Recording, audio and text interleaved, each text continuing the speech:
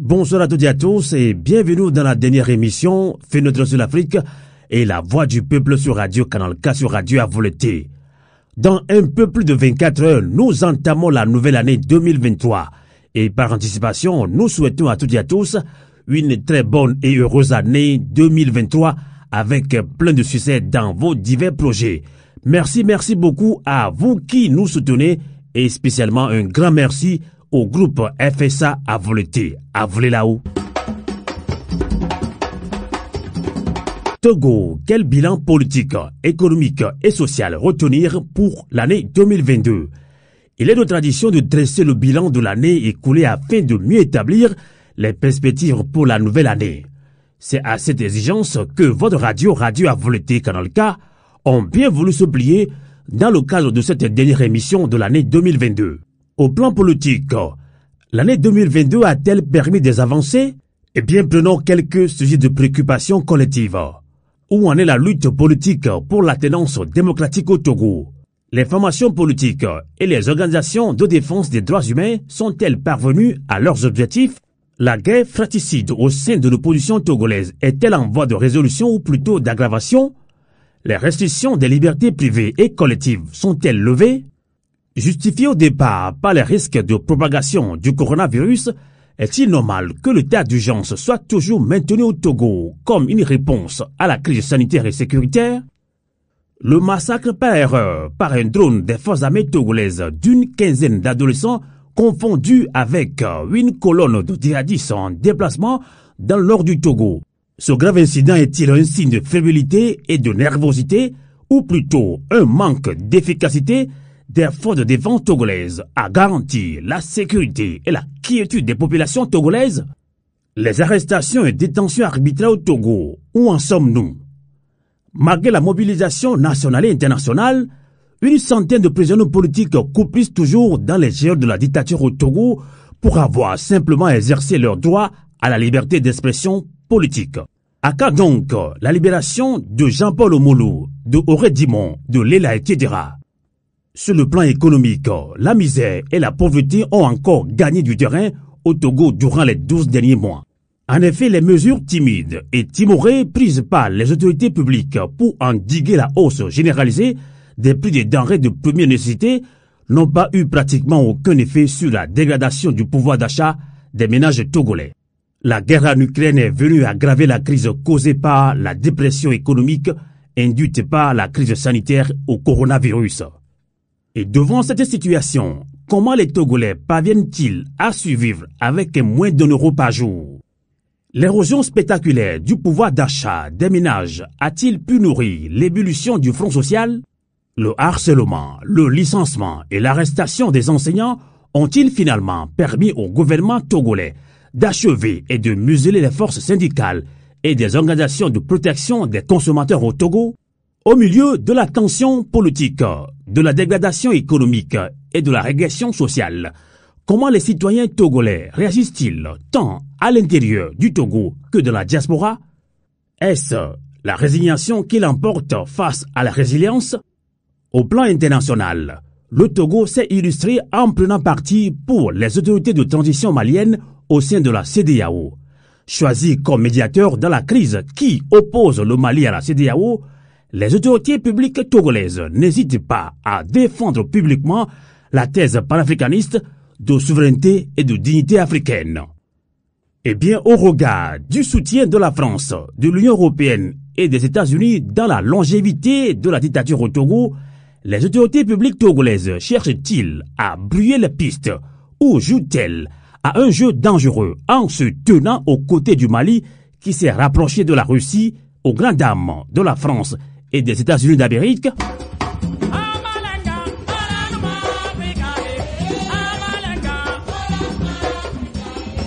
Fidèles amis auditrices, auditeurs de Canal K et de Radio Avoleté, autant d'interrogations en termes de bilan auxquels nos invités, hommes politiques, société civile, membres de la diaspora togolaise, tenteront d'apporter des réponses et des recommandations pour l'année nouvelle 2023.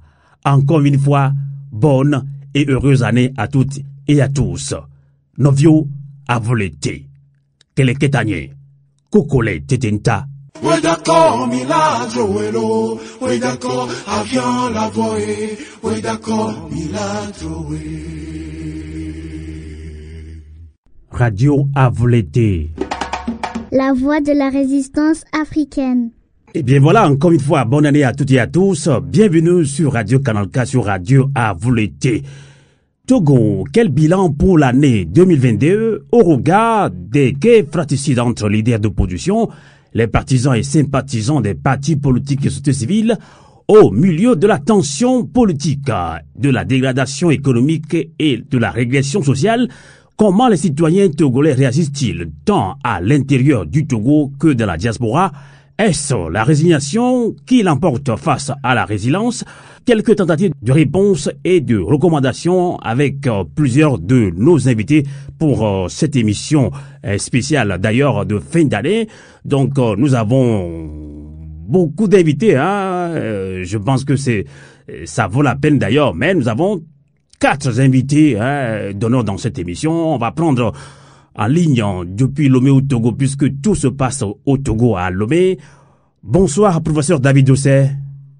Oui, bonsoir Amos, bonsoir à tous ceux qui nous suivent. Heureux d'être invité à cette émission de bilan de fin d'année. Merci beaucoup. Professeur David Doucet est premier porte-parole Front citoyen Togo debout. On va prendre maintenant dans la diaspora depuis Vienne en Autriche, Dr Yves Maïzo. Bonsoir. Bonsoir Amos, bonsoir à tous les invités. Merci pour l'invitation. Et Dr Yves Maïzo n'est plus à présenter la diaspora togolaise, c'est un grand économiste d'ailleurs. Il est, je pense qu'il est membre fondateur également de Think Tank Afro Centre City et coordinateur de CVU Togo Diaspora, collectif pour la vérité des urnes. On accueille toujours en France Maître Raphaël Kwandiadjaré. Bonsoir. Bonsoir Amos, et je salue les auditrices et auditeurs de votre radio. Je salue aussi les camarades panélistes et c'est un honneur pour moi de répondre à cette invitation bilan de fin d'année relativement à la situation qui prévaut au Togo. Tout à fait, merci. Et troisième invité de nous justement, c'est un homme politique d'ailleurs, ancien membre de la C14 DSA, démocrate socialiste africain. J'ai nommé Dr Richard Tinjo depuis Lomé. Bonsoir. Bonsoir Sylvain Amos. Bonsoir aux frères et sœurs panélistes. Bonsoir aux auditrices et auditeurs de la radio Avouleté. Merci beaucoup. Merci de participer à ce grand débat, d'ailleurs, qui n'est pas tellement un grand débat, ce sont que des contributions, puisque nous avons pas mal d'invités. Nous avons également, on va pas tout citer, parce qu'on va pas perdre du temps. D'autres sont là également. Il y a Komlan Pogli, il y a depuis les États-Unis, un membre de la DMK, ministre d'ailleurs de la DMK, qu'on va présenter plus tard lorsqu'ils vont prendre la parole. En gros, nous avons tellement d'invités dans cette émission. On va aller plus rapidement. On va s'adresser d'ailleurs au docteur Yves Maïzo, qui est avec nous justement depuis Vienne en Autriche. Les années 2021 et 2022 ont été le théâtre d'une guerre fratricide entre les dirigeants et militants des forces de changement démocratique au Togo. Pire que par le passé, la participation de l'opposition togolaise à l'élection présidentielle du 22 février 2020 a rang dispersé, a complètement plongé les forces de changement démocratique dans une crise de confiance et de défiance profonde. Des initiatives diverses pour tenter de recoller la cohésion brisée au sein des formations politiques de l'opposition, tout comme de la société civile, tardent malheureusement à porter leurs fruits. Alors, rapidement, Dr Yves Maïzo, nous sommes dans un temps de bilan, justement. Il faut voir qu'est-ce qui n'a pas marché, qu'est-ce qui doit marcher en 2023 d'ailleurs. Alors, comment expliquez-vous l'impossibilité pour les forces de changement démocratique à mutualiser leurs ressources pour mettre fin d'abord à la dictature hiérarchique au Togo qu'elles prétendent toutes combattre, Dr Yves Maïzo? Monsieur Sylvain, permettez-moi d'abord de m'incliner devant la mémoire de tous ceux qui sont morts au Togo et ceux qui sont en prison actuellement, ceux qui sont torturés, qui ont souffert, qui sont en exil, uniquement parce qu'ils veulent la démocratie, la vérité des urnes, une démocratie effective au Togo. Pourquoi je vous dis ceci? C'est parce que tel que vous avez présenté le sujet, on a l'impression que le premier problème est d'abord de trouver une forme d'organisation, d'unité entre l'opposition.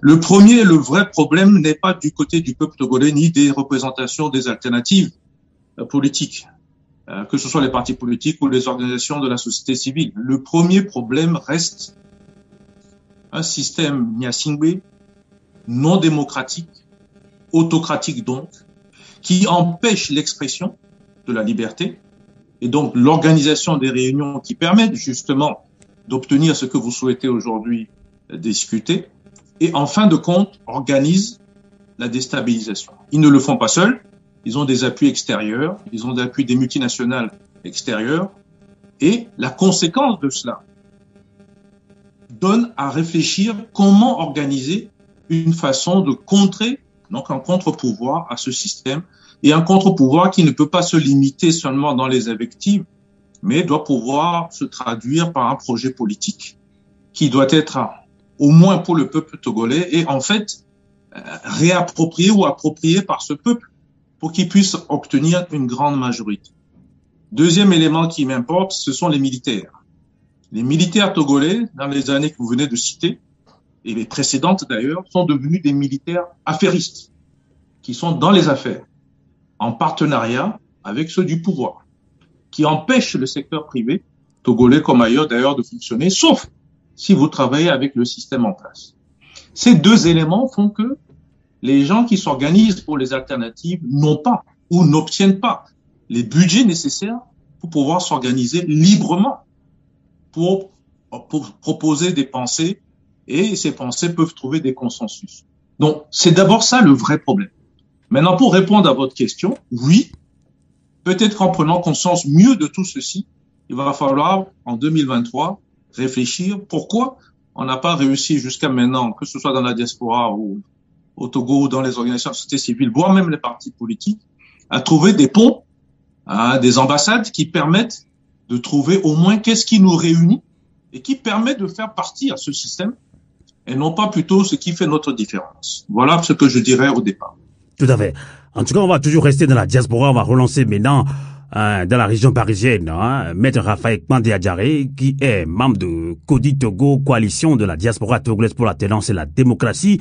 On va essayer quand même de se répéter un petit peu dans cette émission. 2021-2022 ont été le théâtre d'une guerre fratricide entre les dirigeants et militants des forces de changement démocratique au Togo. Alors, on se pose la question, nous sommes à l'étape de bilan. Je couperai justement, mais comment expliquez-vous l'impossibilité pour les forces de changement démocratique à mutualiser leurs ressources pour mettre fin à la dictature qui sévit au Togo de plus de 50 ans déjà, Maître Raphaël Kpandé Adjaré? Merci beaucoup, Amos. Et à l'heure du bilan, je crois que, comme mon prédécesseur, il faut s'incliner devant la mémoire de ceux qui sont tombés depuis cette lutte pour la démocratie au Togo, ceux qui sont emprisonnés et mutilés, dépouillés de tous leurs biens, contraints à l'exil, loin de leur famille, tout simplement parce qu'ils ont osé dire un mot contre la dictature. Mais nous n'allons pas nous limiter là, parce qu'effectivement, il est question de faire en sorte que la lutte puisse aboutir, conclure la lutte. Et le docteur Yves Ekwe Amaïzo a évoqué effectivement que le problème n'est pas seulement au niveau des forces en lutte, des forces démocratiques. Le problème est au niveau du régime qui refuse la démocratie, l'alternance, et donc qui monopolise l'espace politique. C'est tout à fait normal. Il a cité l'exécutif, il a cité également l'armée. Mais à côté de l'exécutif et de l'armée, sont d'autres institutions qui empêchent la démocratie de naître au Togo. Il faut parler de la justice togolaise, qui est effectivement le bras armé du pouvoir. Cette justice togolaise, qui est un véritable cimetière des droits de l'homme et un frein à l'avènement de l'état de droit et de la démocratie au Togo. Et donc, je crois que nous connaissons le problème togolais. Et le problème togolais, c'est le régime. Et le problème togolais, c'est les institutions qui sont là inféodées au régime.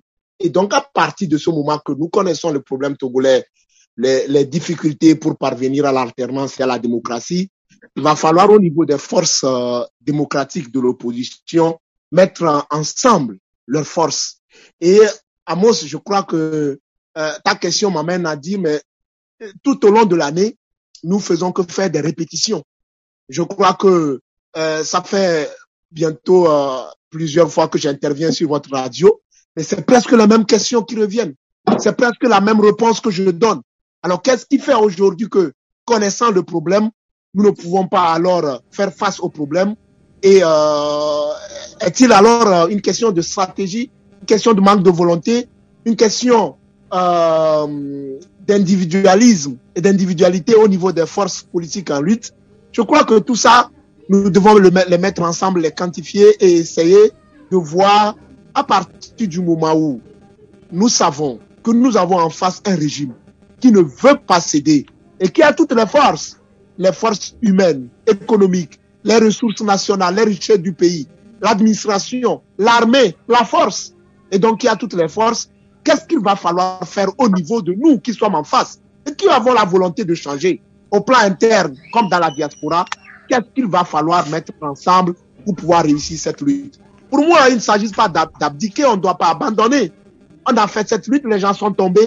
La meilleure manière d'honorer la mémoire de ceux qui sont tombés au cours de cette lutte, c'est conclure cette lutte. Et donc, pour moi, c'est l'heure du bilan. Chacun connaît ses forces et ses faiblesses, ses erreurs. Et je crois qu'il n'est pas question aujourd'hui de se tirer dessus sur les réseaux sociaux. De dire que mais telle personne a fait ci qui n'est pas bien, telle personne a fait ci qui n'est pas bien, et que c'est peut-être moi qui détiens la raison fondamentale. Mais il s'agit désormais de mutualiser nos forces, de connaître nos forces et nos faiblesses, et de quantifier nos échecs, et de faire en sorte que les stratégies ou bien la lutte que nous menons puisse être conclue. Et je crois que le défi à relever en 2023, c'est celle-là. D'accord. En tout cas, on va encore vous relancer dans quelques minutes, puisqu'avant d'ouvrir la ligne également à d'autres intervenants de la diaspora, puisque je l'ai dit, il y a 4 invités qui sont des invités phares dans cette émission en bilan de 2022. Comment entamer l'année 2023? Justement, on va aller maintenant à Lomé au Togo. Tout se passe à Lomé au Togo. La diaspora en fait partie, mais c'est sur le terrain d'abord. Alors, professeur David Dossé, vous êtes le premier porte-parole du Front citoyen Togo Debout. On a tendance à se répéter, et Maître Raphaël Kwande l'a dit tout à l'heure, cette émission, je pense qu'on l'a fait l'année passée, les mêmes questions reviennent tout le temps, opposition et société civile. Peut-on espérer, au début de l'année 2023, la naissance d'une nouvelle coalition, d'une force démocratique sur des bases saines et solides face à la dictature de Faure Gnassingbé? Professeur David Dossé. Merci Amos. Je suis totalement d'accord avec Maître Amaïso dans l'identification des problèmes qui sont à la base de cette situation délétère que nous vivons au Togo. Maître Adjaré a rajouté la question de la justice. Je vais essayer de répondre de façon directe à la question que vous avez posée en disant que effectivement, aujourd'hui, il est clair que les forces démocratiques sont divisées. Alors, qu'est-ce qui explique cette division? Je dirais que, de mon point de vue, il y a eu 2 types de dynamiques. Une dynamique qui était une dynamique de rassemblement, de mutualisation, mais qui a été totalement surpassée par l'autre dynamique, qui était beaucoup plus une dynamique de scission, une dynamique de fracture. Peut-être que dans la suite de cette émission, on pourra davantage entrer dans le détail, mais je me répète en disant que au sein des forces démocratiques, il y a eu davantage de positionnements, d'attitudes, de prises de parole qui ont œuvré pour davantage de séparation entre ces forces que de rassemblement. Alors, la dynamique de scission, de mon point de vue, s'est appuyée sur quelques éléments que je peux citer comme le manque de solidarité entre ces forces. Il y a eu des moments où un peu de solidarité aurait permis de raffermir les liens entre les différents courants. En plus du manque de solidarité, je dois dire le manque de sincérité.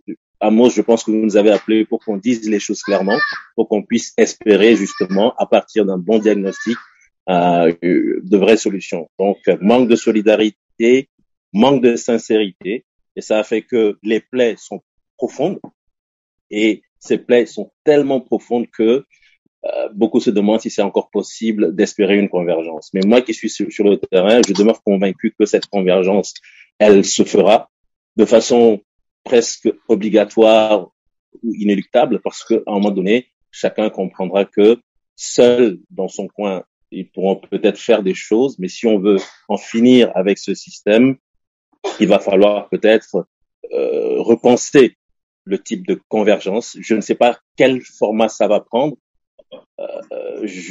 On a connu la C14, on a connu d'autres formats avant, je ne sais vraiment pas quel format ça va prendre, mais quoi qu'il en soit, on sera obligé, si nous voulons en tout cas arriver à changer ce système, à remettre sur pied, à repenser, à imaginer un type de convergence qui va permettre d'une certaine manière à certaines forces de se retrouver pour avancer.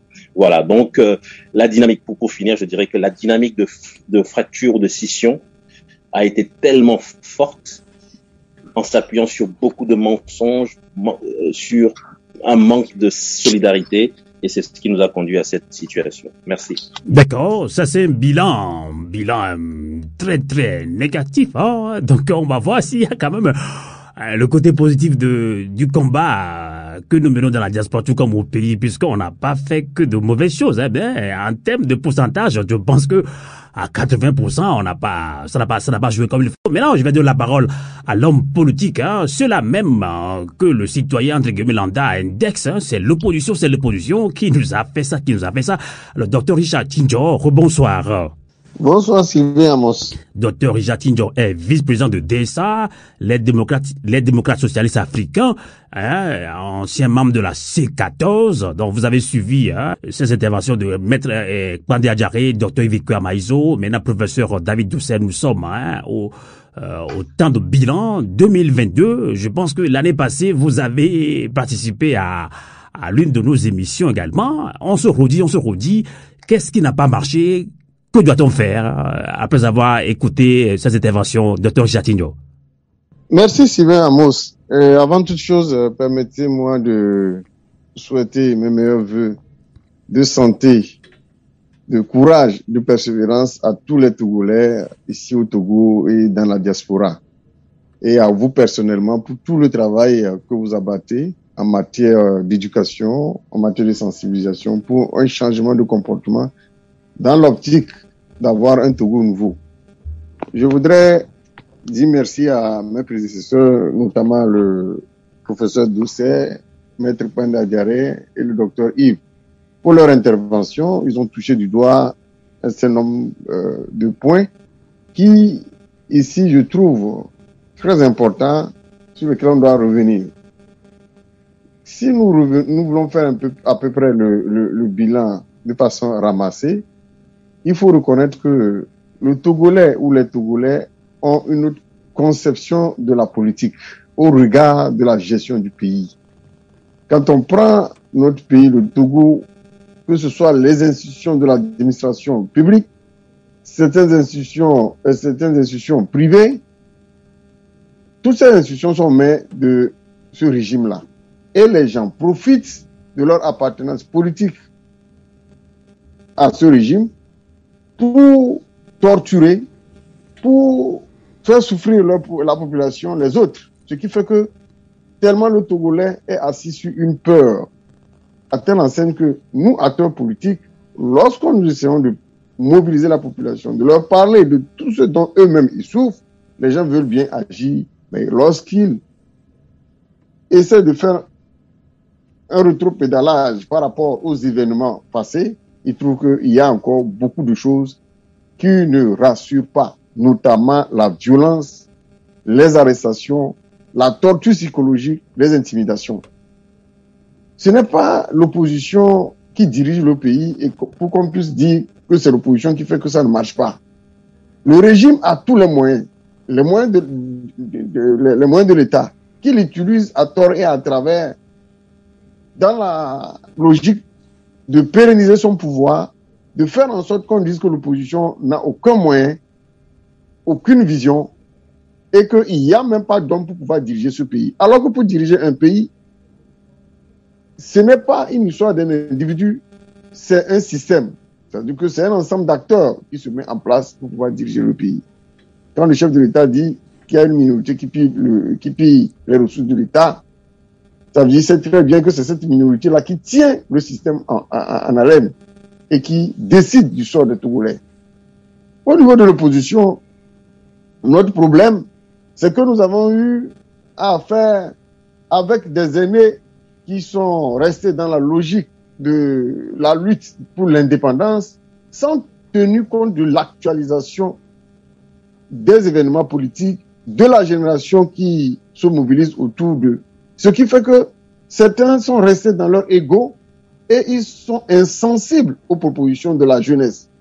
Il y a beaucoup de personnes qui veulent apporter du nouveau, du sang nouveau, une manière de faire de la politique dans le pays, mais avec nos aînés qui ici ne seront pas totalement ouverts parce que les stratégies sont toujours restées les mêmes et que le régime connaissant ces stratégies ne peut que nous mettre toujours en déroute.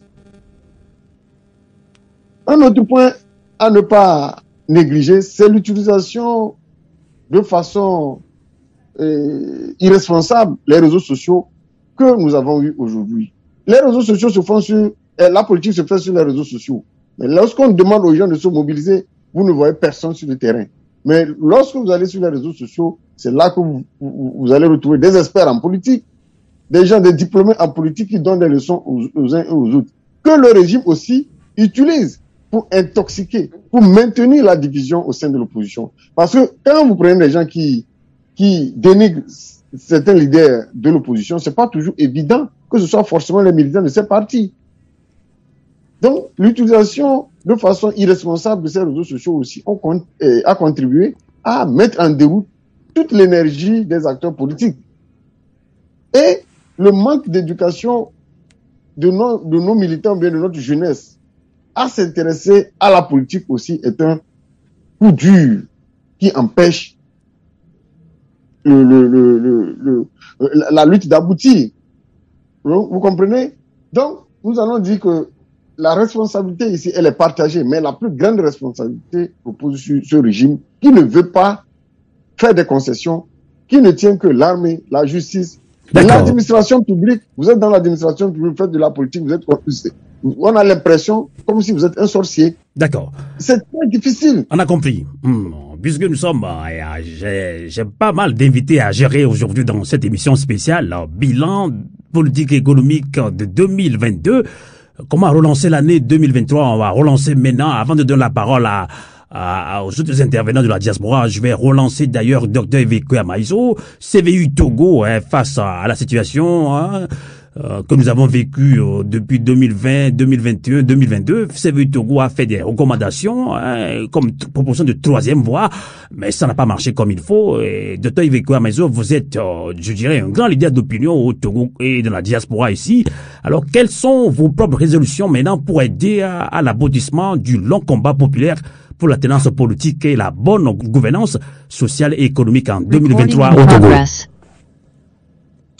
Merci. Je partage d'abord tout ce qui a été dit sur les constats. Et il n'y a vraiment aucune difficulté d'ailleurs pour accepter tout ce qui a été dit. Par contre, on ne peut pas faire de la politique sans avoir une vision et donc une proposition à offrir au peuple togolais. Et donc, pour moi, le premier problème, c'est qu'il n'y a pas eu de proposition que j'appelle un projet commun, un projet de société qui doit être commun à ce peuple. Bien sûr, il ne peut pas être commun à tous, puisqu'il y a une partie qui défend le régime, mais au moins à ceux qui veulent l'alternance. Et s'il y a une première grande faute des partis politiques, c'est d'abord cela. Il y a une confusion profonde entre ce que c'est qu'un projet de société pour le peuple et un projet politique où, en fait, ils se mettent en valeur pour, en fait, occuper des postes.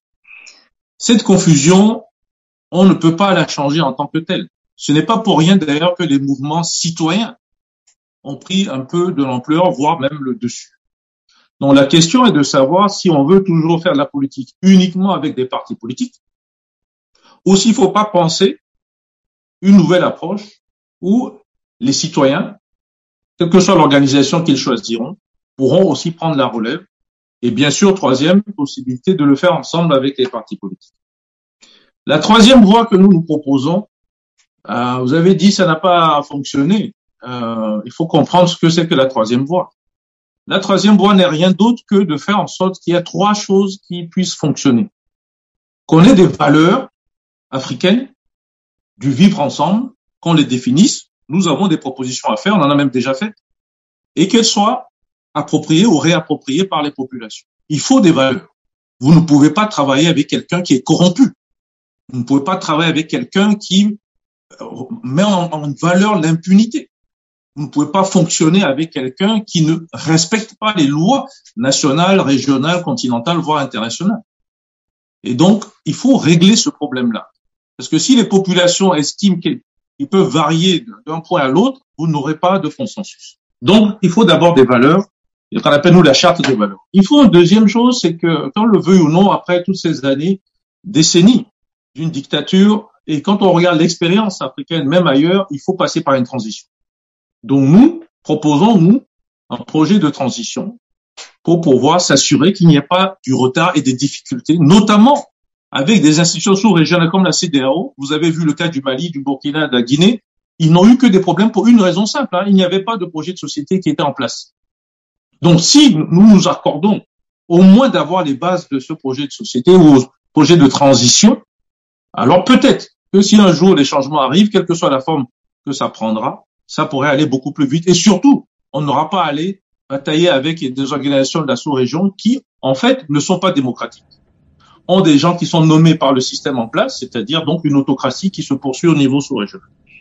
Et troisième, il faut répondre à ce qui a été dit à la fin, c'est-à-dire les populations. Un projet de société n'est pas quelque chose de fixe. C'est un canevas que vous pouvez adapter au niveau de la décentralisation. Et tout ceci que je dis, ces trois conditions, vous ne pouvez pas les faire seuls. Donc, il faut bien sûr du monde, il faut des avis différents, et il faut, au fond, je suis économiste de base, un budget.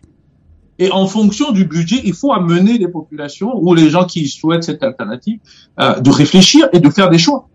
Vous savez, quand vous choisissez un système de santé, vous pouvez mettre un hôpital à 300 millions dans le pays, comme vous pouvez choisir de faire une cinquantaine de petits dispensaires. Ce n'est pas du tout le même résultat.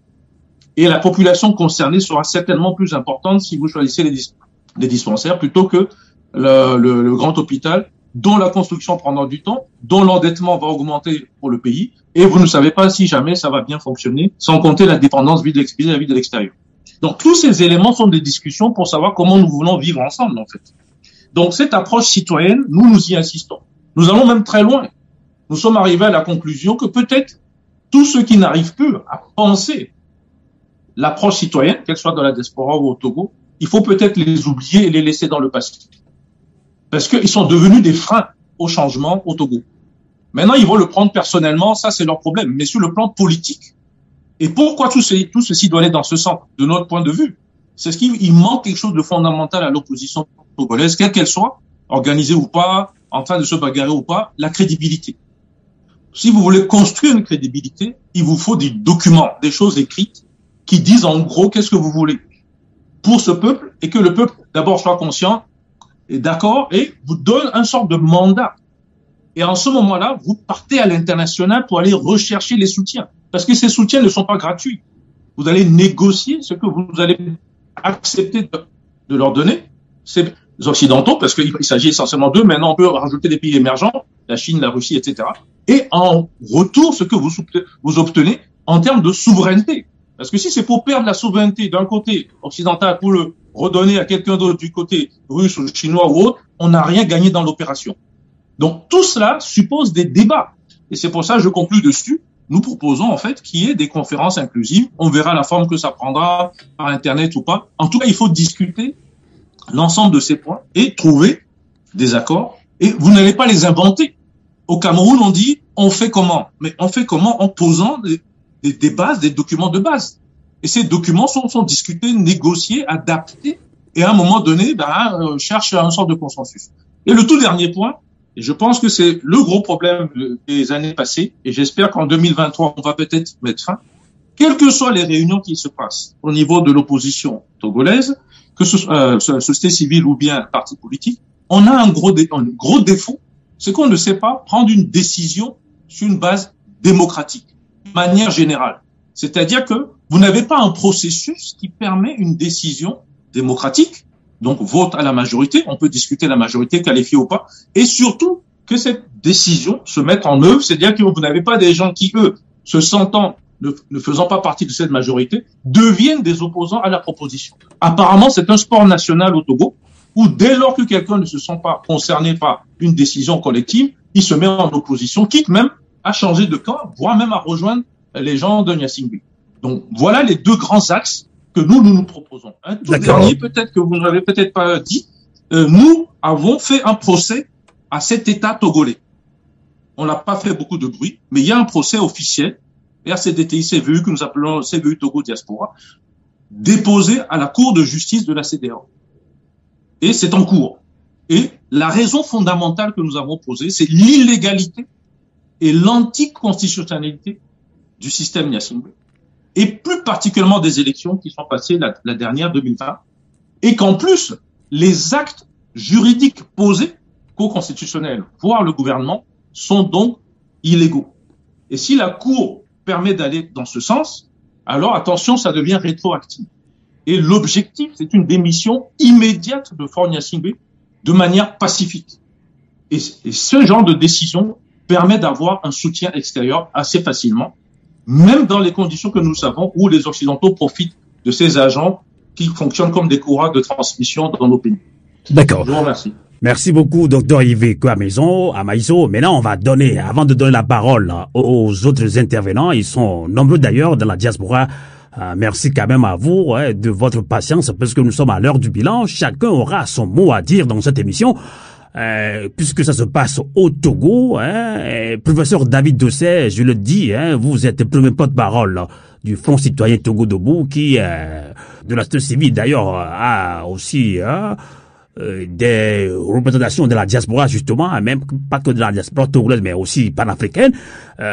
Vous avez écouté tout à l'heure Dr Yves Amaïso qui ont proposé des pistes de solutions pour sortir de l'orient, justement des efforts isolés ou concertés et pour faire renaître l'espoir populaire d'un véritable changement démocratique au Togo se poursuivre tant dans la diaspora que sur le territoire national.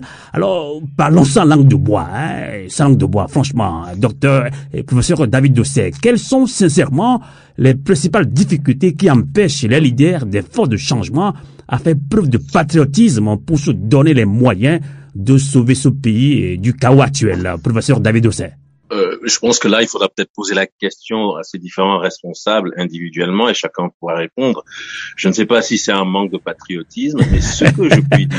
le Togolais lambda pense que c'est un manque de patriotisme parce qu'ils ont dit c'est vous les leaders, on vous a confié le combat, nous on est derrière. C'est ce que dit le Togolais lambda. Vous savez, oui...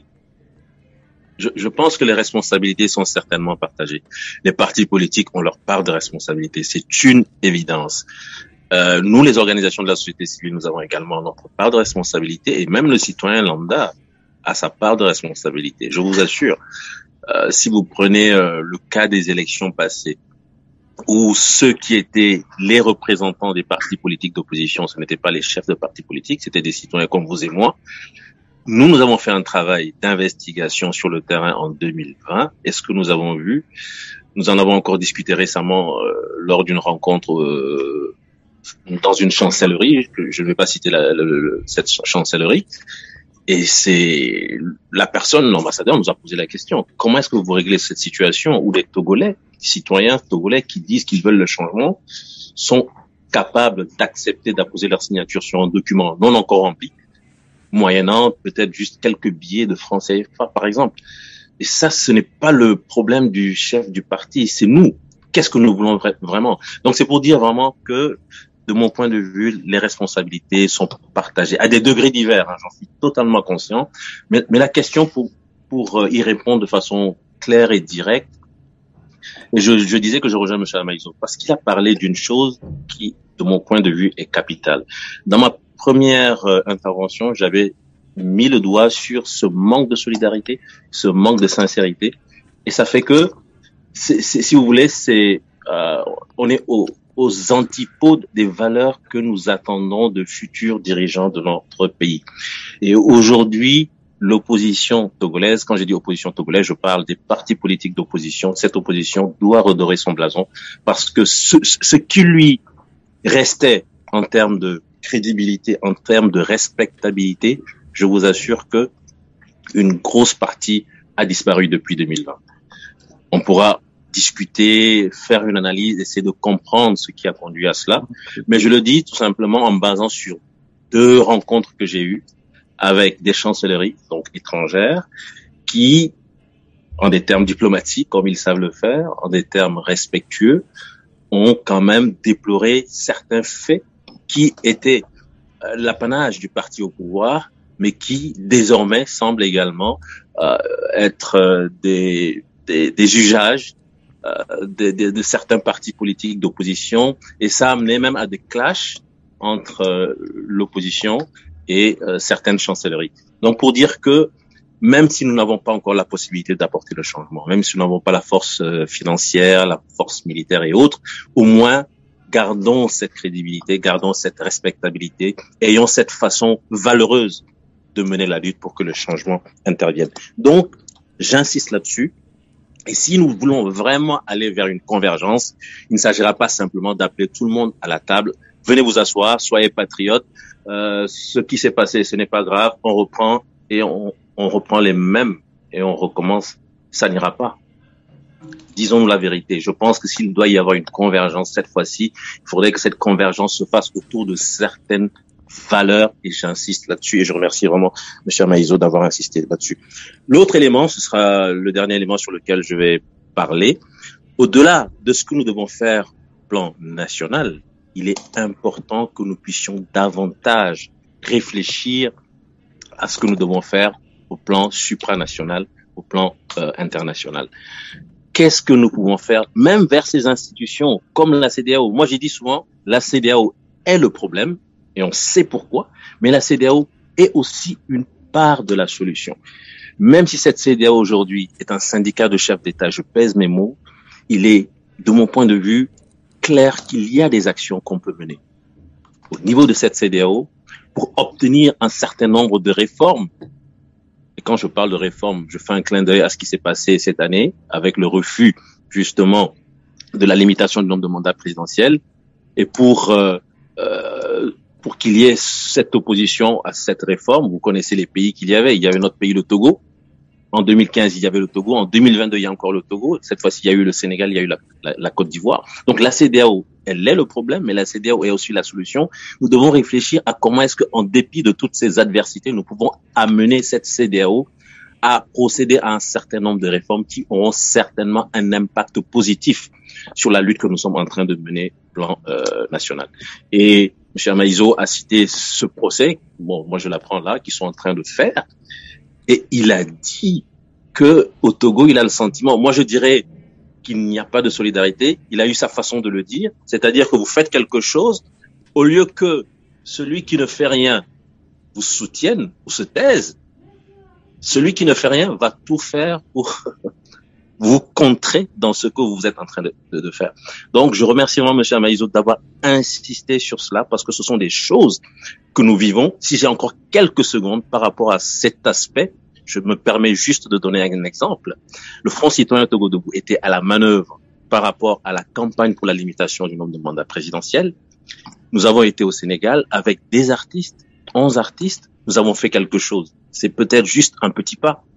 Nous aurions tellement aimé obtenir un soutien de la part de certaines personnes. Mais quand j'ai vu sur les réseaux sociaux, pour amener des réactions tellement basses, Monsieur Maïzo, je vous remercie vraiment de l'avoir dit avec vos mots, mais c'est ça, ce manque de solidarité par rapport à des gens qui se disent être des alliés. Et c'est ce qui nous conduit à cette situation. Je vous remercie. Maintenant, on va donner la parole aux 2 intervenants qui patientent toujours. Nous sommes à quelques heures de l'année 2023. Togo, quel bilan pour l'année 2022 au regard des guerres fratricides entre leaders d'opposition? les partisans et sympathisants des partis politiques et société civile au milieu de la tension politique, de la dégradation économique et de la régression sociale. Comment les citoyens togolais réagissent-ils tant à l'intérieur du Togo que de la diaspora? Est-ce la résignation qui l'emporte face à la résilience? Nous en parlons avec nos invités qui sont d'ailleurs très nombreux dans cette émission. On va prendre en premier la seule dame qui est avec nous aujourd'hui. Honneur aux femmes quand même. Louise Afiavi-Montus, bonsoir. Bonsoir à Peto Amos. Bonsoir à mes autres collègues qui sont sur la plateforme. Alors, on n'a pas tellement de temps. Bonne année à vous, par anticipation. Bonne année, succès, santé surtout. Louis Afiavi-Montus est membre de CODI Togo, Coalition de la diaspora togolaise pour l'alternance et la démocratie. Vous avez suivi nos invités phares. Quelle est votre réaction en termes de bilan? Qu'est-ce qui n'a pas marché? Quelle est votre proposition? Que souhaitez-vous pour l'année 2023 au peuple togolais? Allez-y rapidement. Alors, je souhaiterais déjà que cette année soit la pire qu'on ait vécue et que pour nos frères et sœurs au pays, que l'autre s'engage mieux. Quand je dis mieux, c'est, comme l'ont dit mes prédécesseurs, cette scission qu'on se crée alors qu'on n'est déjà pas assez en position de pouvoir. On trouve le moyen de se tirer dans les jambes. Il faut peut-être qu'on arrête ça. Ce n'est pas patriotique et ça n'amène nulle part puisque non seulement la situation pour ceux qui sont au pays empire, mais elle empire de manière à croire que les gens sont dans ce pays comme s'il n'était pas le leur. Et ça rend malheureux. Moi, ce qui me rend malheureux, ce sont des enfants qui traînent dans la rue, dans la poussière, des rues qui auraient dû être des routes, mais ce ne sont jamais des routes. Ou alors quand ce sont des routes, à un moment donné, on arrive toujours dans la poussière et dans la boue. Des hôpitaux, n'en parlons pas, parce qu'on n'amène pas les gens à l'hôpital, parce qu'on ne sait pas s'ils vont être admis, parce que celui qui accompagne, c'est celui qui paye les frais d'hospitalisation. Donc, on préfère voir mourir les gens dans la rue après un accident. Donc, je parle des enfants, je parle des gens qui peut-être travaillent pour vivre, parce qu'ils ne pourraient pas vivre sans travailler. Mais le pire, c'est ceux-là qui sont les plus exploités. C'est ceux-là qu'on voit travailler même le dimanche. Et c'est ceux-là qu'on néglige. Alors, quelque part, moi, en tant que mère, en tant que femme, je me dis, on oublie l'essentiel de notre force.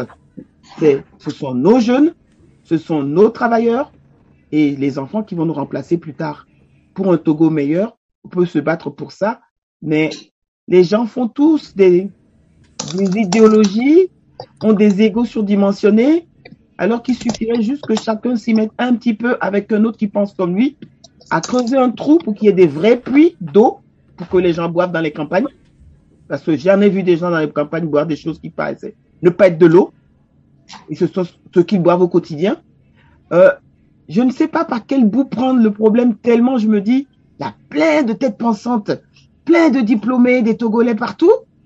Mais sur le terrain, quand on arrive, peut-être comme l'a dit le professeur Dosset, qu'on leur casse les jambes, qu'on leur casse leurs ouvrages. D'accord. Et qu'est-ce que vous proposez concrètement? Parce qu'on n'a pas tellement de temps ensemble, pour 2023. À ne pas se casser, à ne pas se tirer dessus, qu'on soit ensemble. Si je ne suis pas d'accord avec vous, mais que je sais qu'on va dans le bon sens, eh bien, je me tais en attendant que le moment revienne et que je puisse parler sans qu'on en vienne à se chamailler. Les chamailleries sont les premiers obstacles. On veut construire. Comment est-ce qu'on peut construire sans parler la même langue? D'accord. Mettre en avant ceux pour qui on veut un mieux-être, puisque nous, on peut considérer qu'on est un peu mieux là où on se trouve dans la diaspora. En tout cas, si on a encore le temps, on va voir si on peut vous relancer avant la fin de la première partie de cette émission, en français d'ailleurs, puisque la deuxième partie, ce sera en Mina et Djouabegbe. On va accueillir aux États-Unis, justement, 2020, c'était l'élection présidentielle au Togo, justement, avec Gbeomi Kodjo, selon beaucoup de Togolais, a remporté cette élection. Mais voilà, on ne sait pas pourquoi on n'a pas de le pouvoir. Il est parti, il a formé un gouvernement à l'exil, justement, et Pierre Benan Maoué Kwasi Koulousé, justement, fait partie de ce gouvernement-là. Il est ministre de la Sécurité et de la Protection civile dans le gouvernement légitime en exil de Dr Agbeomi Kodjo. Alors, Kwasi Koulousé, vous avez écouté nos compatriotes. Bilan pour l'année 2022, que retenir? Qu'est-ce qu'on doit changer pour l'année 2023? Réagissez rapidement. Vous avez la parole. Oui, merci Amos et bonsoir à tous vos invités et à tous ceux qui nous écoutent. Je vais, avant que de vous répondre avoir une petite pensée aussi à tous nos prisonniers politiques là-bas, à tous ceux qui subissent la vie chère, hein, et tous ceux qui ne peuvent pas aller dans les hôpitaux. J'ai mes pensées avec eux. Et comme on est à la veille, hein, de l'année nouvelle, je me dis que, et je ne sais pas si tout le monde a ça dans son esprit, mais c'est ce qui m'embête le plus, hein. Et nous autres, on est nés en 63. Sylvanus Olympio était abattu. Bientôt 2023, on aura 60 ans l'année prochaine et la situation n'a pas changé. Alors, est-ce qu'on va encore rester comme cela à nous dire on n'est pas patriote, on ne fait pas ci, on ne fait pas ça, c'est celui-ci qui doit le faire, c'est pas moi, ou on doit avoir ce sursaut-là pour l'année à venir. Alors, pour aller à votre question, vous avez parlé plutôt de l'impossibilité de mettre les ressources ensemble au niveau des partis politiques, au niveau de l'opposition. Moi, je ne vois pas cela comme cela parce que je me dis, on a eu beaucoup d'affiliations par le passé. Il y a eu des codes 1, code 2.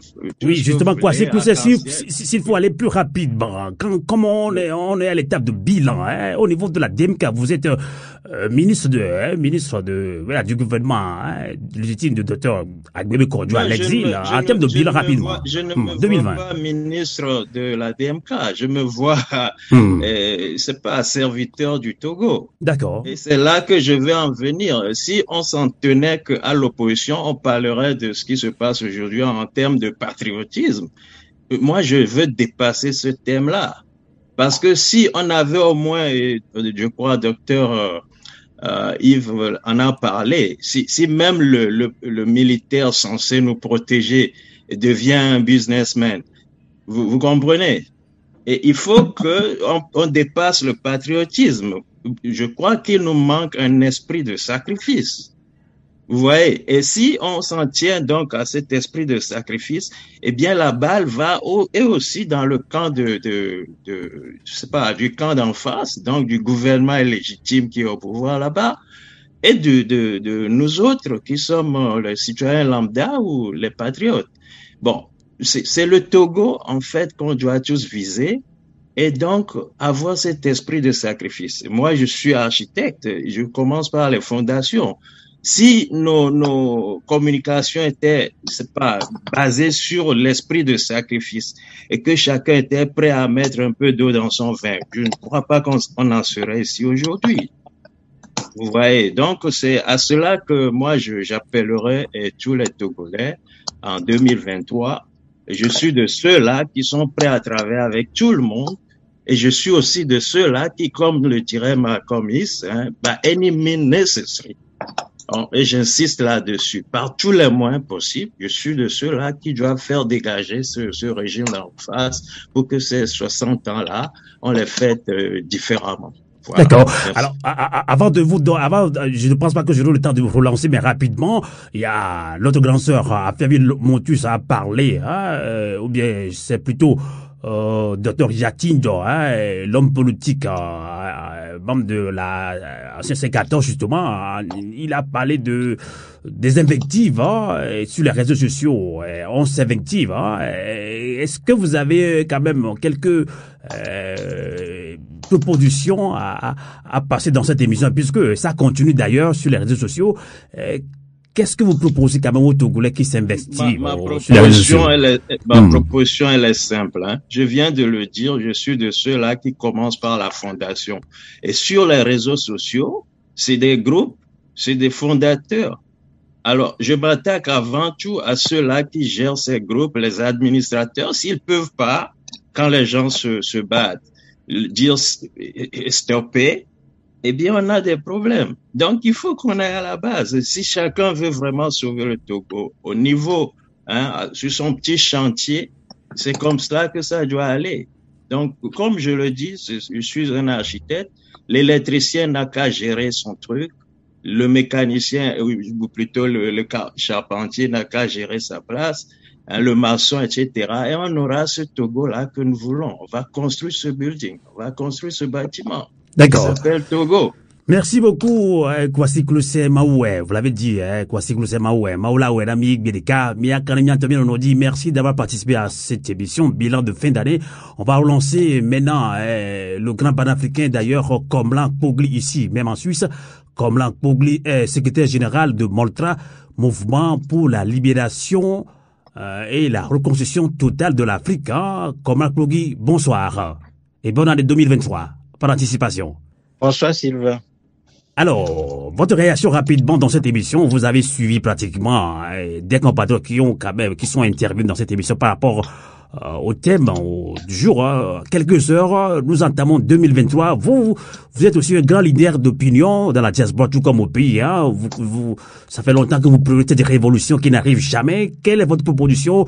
Qu'est-ce qui n'a pas marché en termes de bilan? Quelle est votre réaction rapidement, comme l'a oublié? Bah, écoutez, moi, je veux pas trop, je pense que beaucoup de gens ont dit beaucoup de choses, mais simplement, quand on lit la situation africaine à l'aune de l'histoire, je pense que nous faisons fausse route jusqu'à présent. C'est-à-dire que si nous n'arrivons pas à trouver la solution en Afrique d'une manière générale, confronté à des régimes comme ceux du Togo, qui est un régime tyrannique héréditaire de type colonial, les solutions qu'on prescrit ne sont pas du tout celles que l'histoire a indiquées aux peuples qui ont connu ce type de régime. Voilà pourquoi nous tournons en rond, il y a une confusion totale, nous mélangeons tout, nous parlons d'élections, nous parlons de négociations, nous parlons de lobbying, nous parlons de manifestations, toutes solutions qui ne sont pas du tout adaptées à ce type de régime. Donc, revenons à l'histoire. L'histoire nous a donné la clé de ce type de problème. C'est que quand les peuples sont confrontés à ce type de régime, et le Togo et l'Afrique n'est pas le seul endroit où ce type de régime a prospéré, où nous vivons aujourd'hui dans des pays occidentaux, ces pays ont des histoires, il faut lire l'histoire des pays dans lesquels nous sommes. Ces pays-là sont passés par des régimes tyranniques qu'ils ont fait tomber, les peuples se sont sacrifiés, il y a eu beaucoup de sacrifices, du sang a coulé. Des patriotes d'abord se sont levés pour constater la situation de chaos du pays.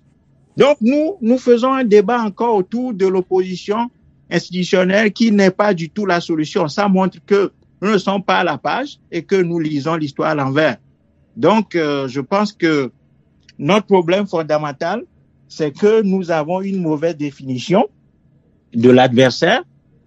Cette mauvaise définition de l'adversaire conduit à des confusions sur confusions. Donc, on a des gens qui, au sein de cette soi-disant opposition, donc, pour aller droit au but, on tourne à rond depuis plus de 40 ans de lutte déjà.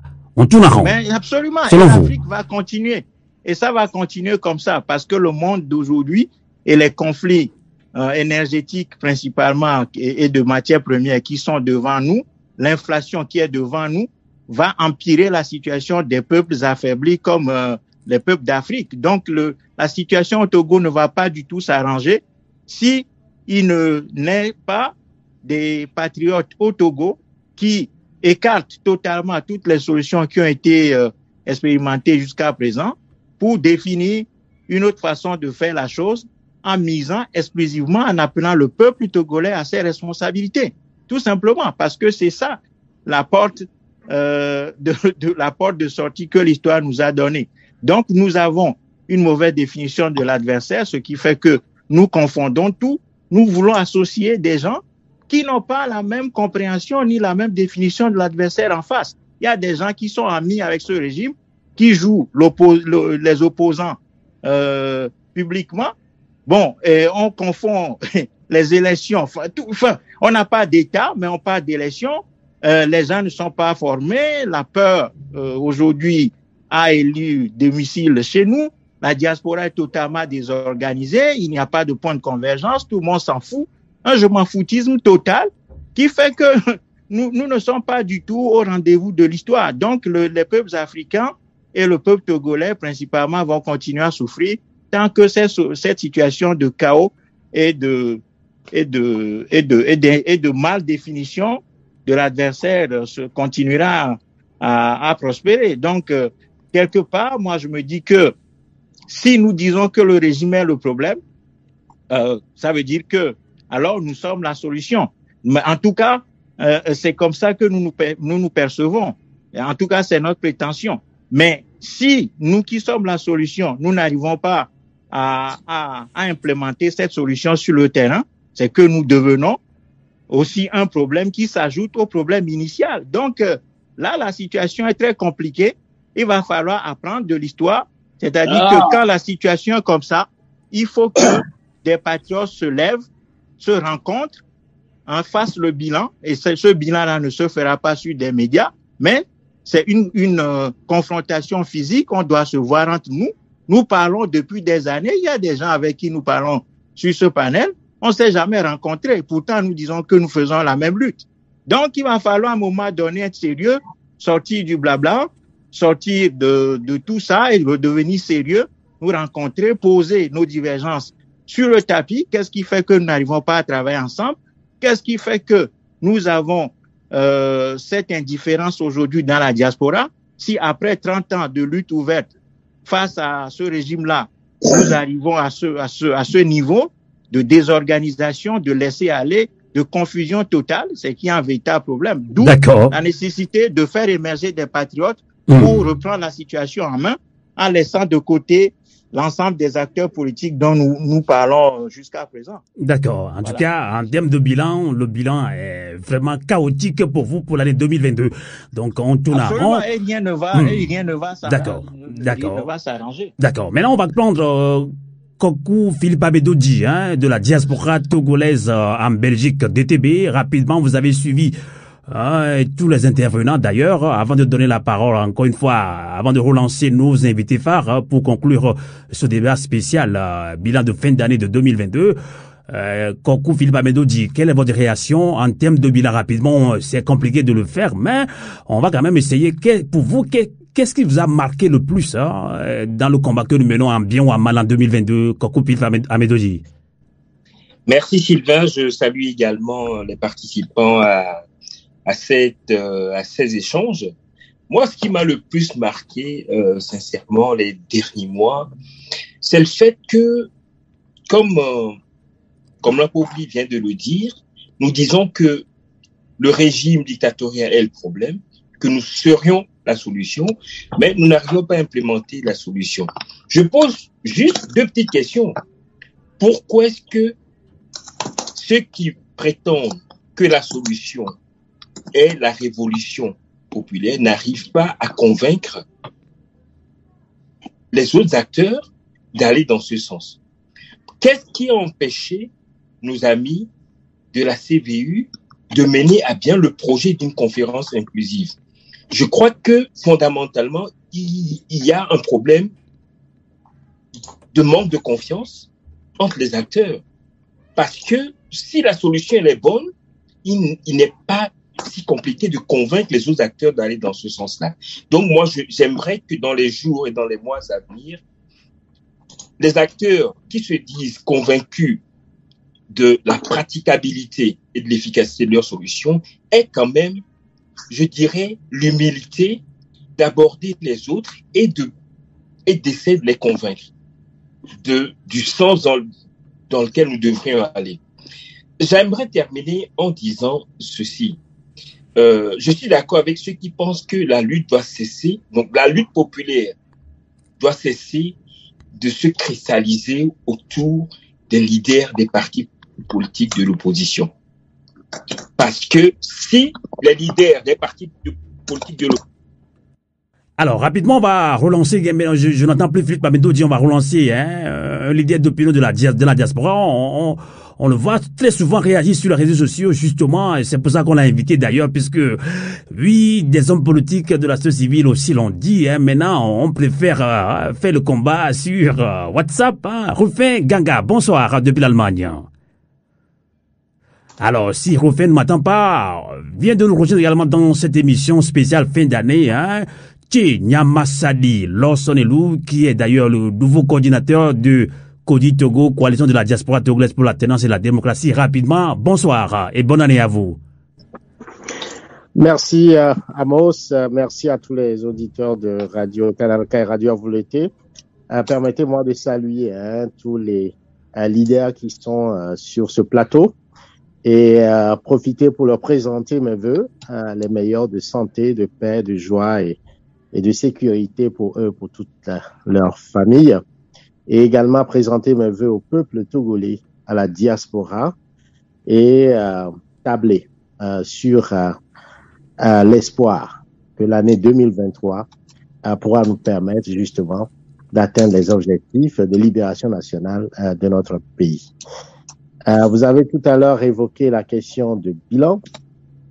Si bilan il doit y avoir, il faut juste dire que l'instabilité est stable au Togo et que le pays est socialement délabré, économiquement exsangue et politiquement convulsive sur la lame de fond de violence, de fraude électorale, de musellement d'espace de liberté, de violation systématique des droits de l'homme, de gouvernance kakistocratique.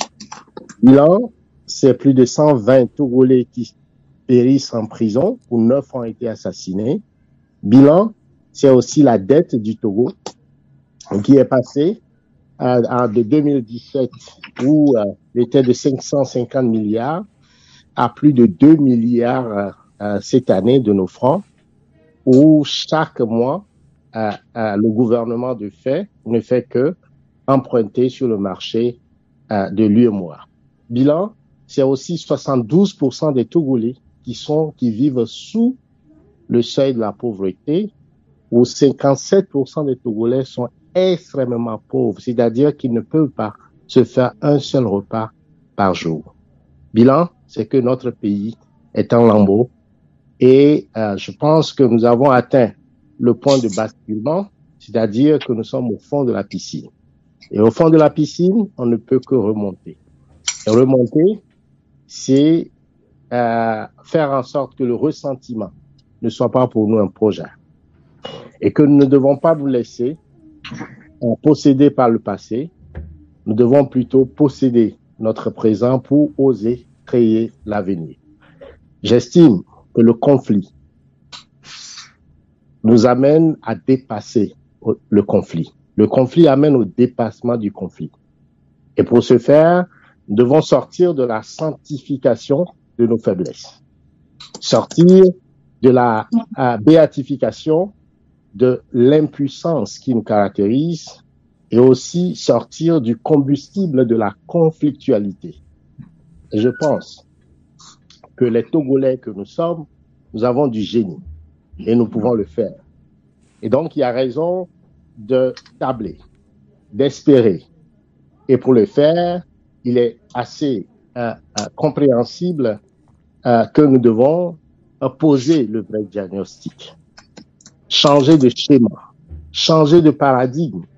Et je proposerais que nous ayons très rapidement, en 2023, ce cadre de réflexion, de discussion, d'analyse, pour pouvoir au moins dégager un gentle agreement entre les organisations de la société civile, les forces, les partis politiques, les forces démocratiques, définir un plan global de lutte et définir des stratégies de remobilisation, mais on ne peut pas le faire si on ne pose pas le vrai diagnostic. Et ce vrai diagnostic, c'est que le 13 janvier 2023 sera 60 ans où le premier président démocratiquement élu, Sylvanus Olympio, a été assassiné, où le Togo a perdu son indépendance et on nous a plongé dans une dictature militaro-monarchique. Et donc, les schémas que nous avons, si ces schémas ne tiennent pas compte de ce diagnostic, nous allons toujours nous fouvoir. Et donc, il y a lieu de poser un vrai diagnostic, de changer de paradigme, d'aller, et c'est ce que nous allons apporter à la table, d'aller vers ce que nous dirons une rupture sur le plan de la stratégie, une rupture dans la méthode et une rupture dans la perspective. Et ça ne peut se passer que par la pensée rebelle et l'État légitime. Notre problème fondamental, c'est la violence. La violence inouïe que le régime d'Gnassingbé nous oppose, et il faut donc travailler sur ces facteurs de violence pour oser renverser le rapport de force. Le rapport de force, c'est ce que nous devons bâtir pour qu'ensemble nous puissions libérer notre pays. C'est voilà la contribution que je voudrais apporter donc à ces échanges et souhaiter que l'année nouvelle nous apporte la paix, la joie et la libération nationale. Tout à fait. Merci beaucoup. Nyamasadi, Lossonelou, Refoumé. Quand on parle de ça, les Africains doivent le comprendre. Hein. C'est un nom un peu de combattant d'ailleurs. Oui, maintenant on va relancer Rufin Ganda. Je ne sais pas s'il m'entend, si Rufin Ganda est en ligne. Vous voulez aussi réagir par rapport à tout ce qui se fait en termes de combat pour renverser la dictature au Togo. Et Rufin Ganda, bonsoir, si vous m'entendez. Bonsoir Amos, bonsoir à tout le monde. Je profite de l'occasion pour souhaiter bonne année 2023 à tout le monde, bonne santé surtout. Merci. La force. Donc, vous avez suivi, hein, vous réagissez très souvent sur les réseaux sociaux. Hein, pour vous, il faut mobiliser aussi nos compatriotes, les former, les sensibiliser sur les réseaux sociaux. Mais on a fait le constat que oui, on s'investit plutôt sur les réseaux sociaux. Quelle est votre réaction? Qu'est-ce qui vous a marqué en bien ou en mal en termes de bilan pour l'année 2022? Rapidement, vous avez maximum 3 minutes, Rufin Ganda. Oui, en termes de bilan, bon, vous savez, rien n'a changé, hein. Au contraire, les choses se sont empirées. Hein. Donc, j'ai constaté que la lutte que nous avons entreprise depuis longtemps, il n'y a pas d'évolution. Contrairement à ce qu'on a espéré, c'est autre chose qu'on a eu. Au contraire, c'est la dictature qui s'empire. Le dictateur s'accommode aux enjeux actuels, alors que l'opposition et puis le peuple régressent. Quand on compare les années 90, où le peuple était vraiment engagé avec l'opposition, aujourd'hui, on est en recul. Et tout simplement parce que le peuple est divisé, l'opposition est divisée, et il n'y a pas eu de plan, il n'y a pas de plan, il n'y a pas de vision. Donc, dire que il y a une évolution, il n'y en a pas eu. D'accord. Il y a seulement une régression. D'accord. Et que proposez-vous pour l'année 2023? Quels sont vos vœux aux Togolais qui nous écoutent? Moi, mes vœux, c'est l'unification du peuple. Je ne parle pas de la population, je parle du peuple. Oui, le peuple doit prendre son destin en main. Surtout, moi, je cible la société civile. Parce que le rôle de la société civile est vraiment important. Et je souhaiterais, mon souhait le plus absolu, c'est que toutes les sociétés civiles en place à Lomé, ou au Togo, forment une synergie pour pouvoir travailler ensemble. Qui travaillent en dehors des partis politiques. Qui soient indépendants des partis politiques. Et forment une synergie et relancer la lutte. C'est ça mon souhait, parce que les partis politiques... J'espère que le professeur David Dossé, qui nous suit en ligne depuis le vous écoute, hein, il écoute attentivement. Vous souhaitez que les partis politiques travaillent indépendamment et qu'ils ne soient pas accrochés à des partis politiques, c'est ça? C'est votre souhait? Oui, c'est ça, c'est important. Les sociétés civiles doivent former une synergie indépendante des partis politiques. Et seront là pour le peuple et relancer le combat que nous avons entrepris. Parce que c'est vraiment important. Si les partis politiques ont des accointances directes aux partis, si les sociétés civiles ont des accointances directes aux partis politiques, si ça adhère aux idéaux des partis politiques, ça serait difficile. Donc, je souhaite que, quels que soient les problèmes qu'ils ont, qu'ils fassent tout pour essayer de travailler ensemble pour qu'on puisse relancer ce combat-là. Je sais que c'est difficile pour une société civile de pouvoir opérer dans une dictature, mais ce n'est pas impossible. D'accord. Donc, le rôle des sociétés civiles s'avère vraiment important. Ça, c'est mon souhait numéro 1. Merci beaucoup. On n'a pas tellement de temps puisqu'on a tellement d'invités. Hein. On va réorganiser d'autres émissions dès début janvier pour pouvoir redéfinir un plan global de mobilisation, comme l'a dit tout à l'heure Nyamasadi, Lossonelou de Kodi Togo. Maintenant, on va conclure ce débat avec nos invités. D'ailleurs, il a parlé très peu, hein, c'est Maître Raphaël Kwande-Adjaré, mais j'espère qu'il a écouté très attentivement tous les intervenants d'ailleurs. Alors, Maître Raphaël Kwande-Adjaré, vous avez aussi maximum 5 minutes, hein, maximum, puisque vous avez parlé peu, pour conclure ce débat en termes de bilan de l'année 2022. Que devons-nous faire concrètement? Vous l'avez dit, on se répète, mais on tourne en rond, mais il y a toujours une solution, il y a de l'espoir. Maître Raphaël Kwande-Adjaré, allez-y. Merci Amos. Je dirais effectivement qu'il y a de l'espoir. Et moi, je crois en cette lutte. J'y crois fermement. Et je pense que ce n'est pas une croyance aveugle. Parce que c'est une lutte populaire. La cause est juste, elle est noble. Et donc, elle doit triompher. Et je crois que pour que cette cause triomphe, il faut que nous soyons des patriotiques. Que nous soyons animés d'un patriotisme. Parce que si nous mettons les intérêts personnels et l'égoïsme en avant, je crois qu'il serait très difficile de réussir la lutte. Et donc, évitons d'être égoïstes et penser peut-être que seul on détient la vérité la plus absolue. Non. Et je pense que si nous parlons de la convergence, il faut donc aussi créer, ça c'est des solutions que je propose, c'est des pistes de solutions. Il faut créer les conditions de la convergence.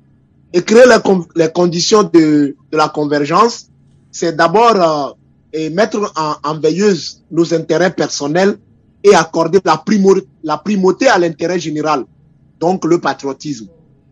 C'est ensuite faire preuve d'humilité et de respect mutuel. Parce que c'est de cela aussi qu'il s'agit.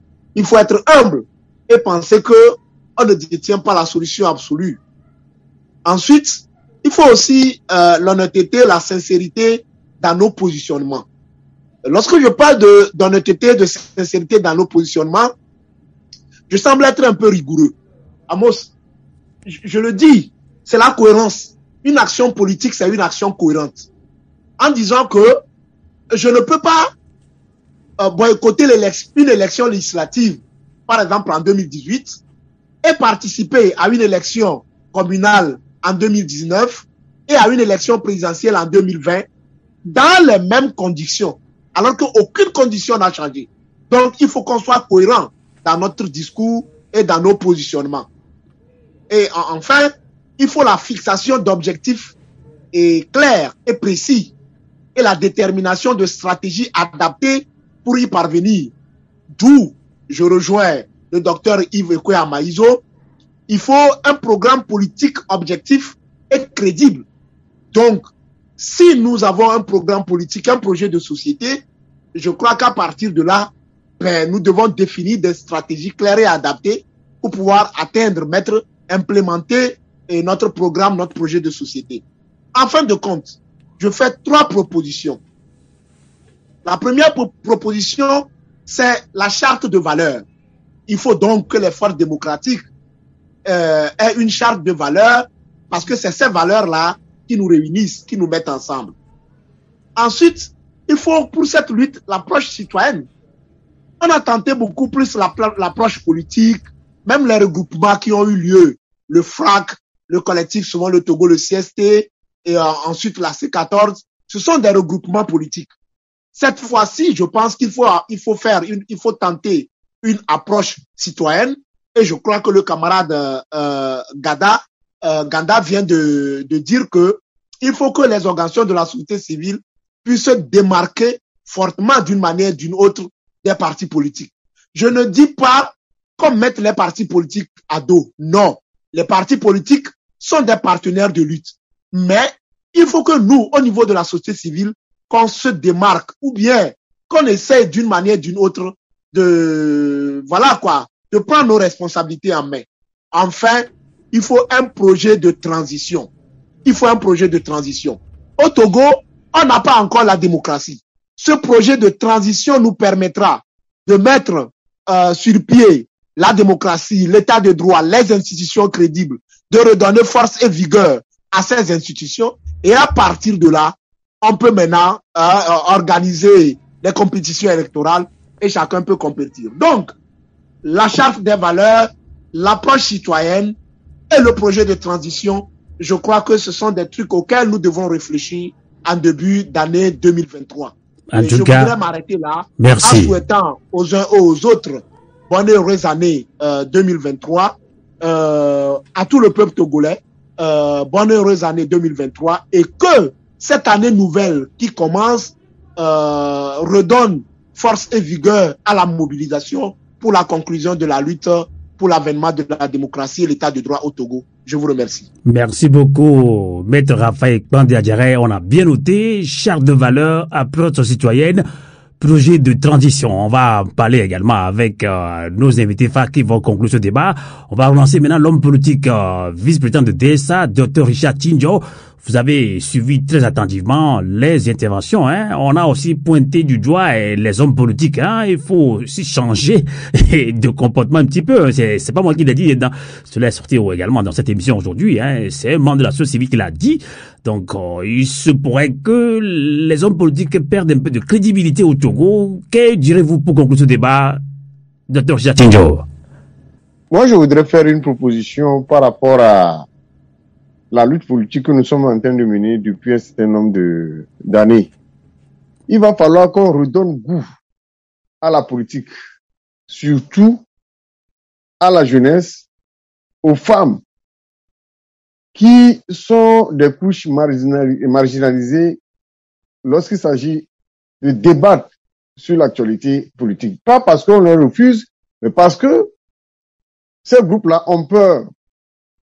Je suggère que les débats politiques maintenant soient localisés, que les gens débattent de l'actualité politique de leur milieu. Parce que au niveau local, il y a tellement de problèmes qu'on pense que c'est au niveau macro que la politique devait être gérée, devait être réglée. Il va falloir que dans chaque préfecture, dans chaque canton, dans chaque village, que les gens débattent sur ce qui ne va pas. C'est ce qui donnera l'envie aux gens de s'intéresser à la politique et ne plus laisser la politique dans les mains d'un certain nombre d'individus. Si nous ne commençons pas à faire la politique à la base, même les élèves vont être impliqués parce que c'est une question citoyenne. Les gens vont comprendre que la politique, ce n'est pas une question d'animosité, ce n'est pas une question de torture, ce n'est pas une question réservée à... On passe tout notre temps à penser que ce sont les leaders politiques de l'opposition qui doivent amener l'alternance, alors que l'alternance doit venir même de la base. Ça, c'est la première approche. La deuxième, c'est que nous puissions nous dire qu'est-ce que nous voulons pour notre Togo. Qu'est-ce que nous voulons individuellement pour notre Togo. Est-ce que le Togo là sera construit par quelqu'un d'ailleurs ou c'est nous-mêmes qui allons construire ce Togo? À partir de là, nous pourrons commencer déjà par poser des actes allant dans le sens de la cohésion sociale. Parce que c'est seule la cohésion sociale qui nous permettra de construire notre pays. Parce que la divergence d'idées ou bien la diversité d'idées ne doit pas nous amener vers un combat fratricide. Nous devons plutôt repenser Togo à travers la cohésion. Que tu sois de l'opposition ou que tu sois du parti au pouvoir, que l'intérêt du Togo, que le Togo soit notre intérêt. Vous allez voir, surtout les acteurs du parti au pouvoir, ils ont toujours dans leur langue, dans leur slogan, l'unité, solidarité, il faut la paix, il faut ceci, mais ils ne posent aucun acte qui amène les autres à s'associer pour pouvoir contribuer au développement des milieux. Quand il y a un sujet, à partir du moment où ils remarquent que vous n'êtes pas de leur tendance politique, ils vous excluent. Ils ne vous accordent même pas l'opportunité de prendre ne serait-ce que quelques idées pour construire le pays. Il va falloir qu'on règle cela, qu'on continue pas à travailler chacun en ce qui le concerne. Et en dernière position, je voudrais encore revenir une fois encore sur les questions des réseaux sociaux. Que nos leaders des partis politiques, que nos leaders d'opinion s'expriment sur les plateformes pour expliquer. Parce que parfois, l'ignorance entretient le flou. Quand on parle mal d'un parti politique et qu'un leader est sur cette plateforme, qu'est-ce qui coûte à ce leader d'apporter la lumière afin de dissiper les rumeurs-là? Les gens se taisent parce que ça va dans leur intérêt. Ils se taisent parce qu'on détruit l'autre. Or, quand on aura fini de détruire l'autre, c'est qu'on finira par vous détruire également. Et c'est ce que le régime saisit comme opportunité. En envoyant des gens sur les plateformes pour donner l'impression comme si c'était des militants des partis de l'opposition qui s'attaquent, alors que c'est eux qui provoquent. Et entre eux, ils essaient maintenant d'agir. Que les leaders interviennent, qui disent, écoutez, cela ne nous engage pas. S'il faut même sortir des communiqués, il faut sortir des communiqués pour prendre position par rapport à certains sujets des actualités dans le pays. Continuez pas à se taire nous sommes en train de nous tirer une balle au pied. Et je voudrais... Docteur Richard Tchidjo, rapidement, est-ce que vous pensez que les leaders de partis politiques peuvent gérer ces interventions sur les réseaux sociaux? C'est ce que vous pensez vraiment? Ce sont pas ces leaders qui montent quand même, mais qui disent à ces Togolais, entre guillemets, de s'invectiver sur les réseaux sociaux?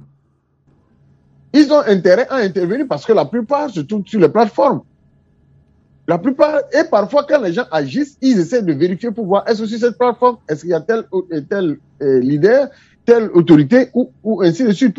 Et c'est à partir de là que cela les incite à donner plus d'informations, à pousser les autres à réagir. Merci. Ils vérifient. Donc il faudrait que les gens réagissent pour dissiper ces rumeurs-là. D'accord. Sinon, on continue toujours pas à nous détruire comme ça. Merci beaucoup, Docteur Richard. Je sais que vous avez encore à dire, mais si vous avez peut-être 30 secondes.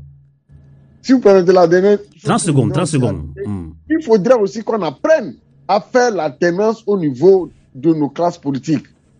Il faudrait redonner goût à la politique à travers de nouvelles personnes qui prennent le devant de la lutte.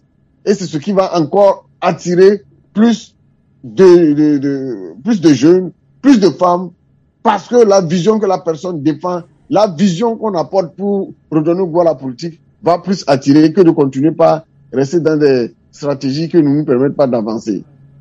En tout cas, merci beaucoup, Dr Richard Tchidjo. Vous êtes vice-président de DSA, démocrate socialiste africain, un parti politique qui fut membre de C14. Merci d'avoir participé à cette émission. C'est pas un débat en tant que tel. On a pas mal d'invités.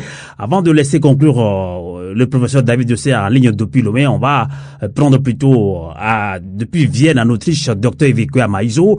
En gros, que direz-vous pour conclure ce débat? Tchinya Massali a parlé de définir un plan global de mobilisation. Maître Raphaël Kwadé Adjaré a proposé qu'il doit y avoir une charte de valeurs, une approche citoyenne et un projet de transition. Alors, pour vous, que direz-vous pour conclure ce débat en termes de bilan de l'année 2022? Comment entamer l'année 2023? Dr Ivekoya Maïzo. Alors, la première chose, RCDTI et CVU Togo Diaspora, nous avons une position claire. Nous ne faisons pas une lutte armée.